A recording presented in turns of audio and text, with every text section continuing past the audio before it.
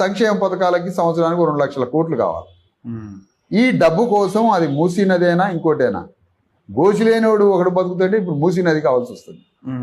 అందుకని మేమేమంటున్నామంటే ఈ మూసీ నది సుందరీకరణ కావచ్చు, లేదంటే ఇంకోటి కావచ్చు, వీటన్నింటి ద్వారా ఒక హైదరాబాదుని ఇక్కడ పేదవాడు, ఇల్లు లేనివాడు, గుడిసె లేనివాడు, శరణార్థులుగా బ్రతకడానికి వచ్చిన లక్షలాది మంది పేదలకి స్థానం లేని ఒక పెద్ద కార్పొరేట్ పట్టణంగా మారుతుంది. ఒక 5-10 ఏళ్లలో ఇది మారుతుంది.